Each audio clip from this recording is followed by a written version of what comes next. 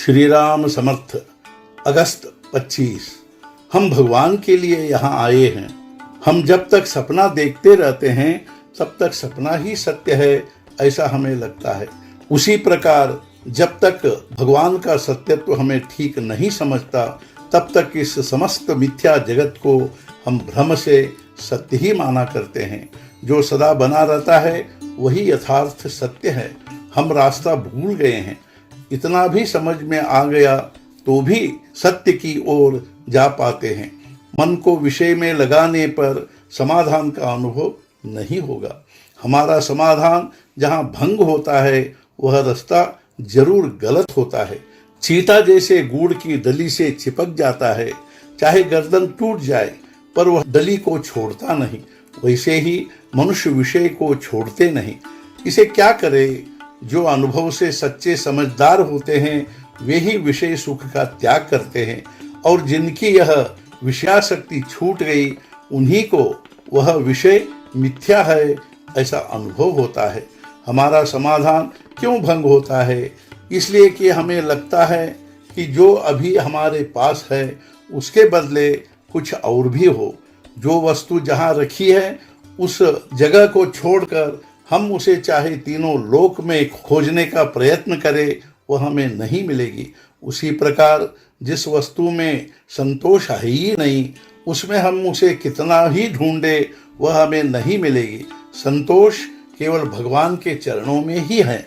दरअसल बात यह है कि हमारी वृत्ति परिस्थिति में फंस गई है, इसलिए वह स्थिर नहीं रहती और इसलिए हमें संतोष नहीं होता। मनुष्य की जो स्थिति है उससे उकता कर सुख मिलने की आशा से जो भी प्रयत्न करता है वह अंत में दुखदायी होता है। अतः जैसी हो वैसी परिस्थिति में संतोष मानना सीखे। हम जिस कार्य के लिए आए हैं वह कार्य होने पर संतोष होता है। अतः जब तक हमारी कृति में संतोष नहीं होता तब तक हम उस कार्य के लिए आए ही नहीं, ऐसा कहने में क्या हर्ज है? हम भगवान के लिए ही आए हैं और उसकी प्राप्ति में ही आनंद है। संसार की कोई भी दृश्य वस्तु न हमें मन का स्वास्थ्य दे सकती है न उसे हमसे ले सकती है।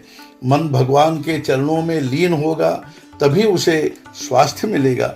उसके लिए सदा भगवान का नाम स्मरण करे, उनके गुणों का वर्णन सुने और उनके सिवाय दूसरी कोई बात ही न निकलने दे। मिथ्या समझकर गृहस्थी करे, भगवान के होकर रहे। जो नामस्मरण के विरोध में कहेंगे उन पर विश्वास न करे। कोरा वेदांत न सुने। प्रत्येक नाम लेते समय भगवान का स्मरण होता है, अतः नाम ही को सर्वस्व समझे। नाम में कितनी सामर्थ्य है यह नामस्मरण करने पर ही समझता है। तीर्थ स्थान या संतों के पास जाकर कोई वस्तु प्राप्त नहीं करनी है, वहाँ तो संतोष प्राप्त करना होता है और यह नामस्मरण से ही प्राप्त होता है। आज का मुख्य विचार, गृहस्थी का अनुभव कष्टदायक है लेकिन भगवान का अनुभव आनंदमय है। सद्गुरुनाथ महाराज की जय। जय जय रघुवीर समर्थ।